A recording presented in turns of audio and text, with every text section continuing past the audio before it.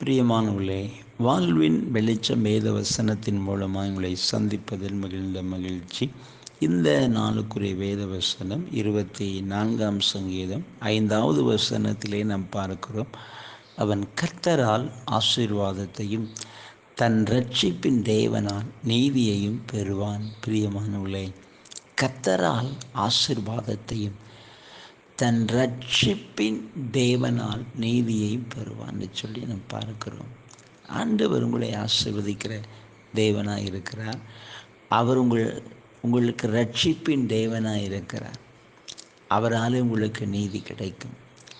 அவர் நீதி செய்கிற தேவனாக இருக்கிறார். இன்றைக்கு உலகத்தில் நாம் பார்க்கிறோம், நன்மைக்கு தீமை, அதுதான் நம்ம பார்க்கிறோம்.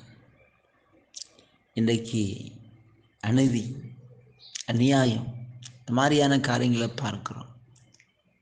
பிரியமானவர்களே, வேதம் சொல்லுகிறது ரட்சிப்பின் தேவன், அவர் உங்களை ரட்சித்து உங்களுக்கு நீதி செய்வார்.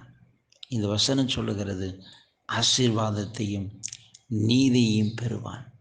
நிச்சயமாய் ஆண்டவர் உங்களை ஆசீர்வதிப்பார், உங்களுக்கு நீதி செய்வார். நம் ஜெபிப்போம். நன்றி தகப்பனே, இந்த வார்த்தையை கேட்கிற ஒவ்வொரு பிள்ளைகளுக்கு ஜெபிக்கிறப்பா, கர்த்தரால் ஆசீர்வாதத்தையும் தன் இரட்சிப்பின் தேவனால் நீதியும் பெறுவான்னு சொல்லியிருக்கிறீங்க.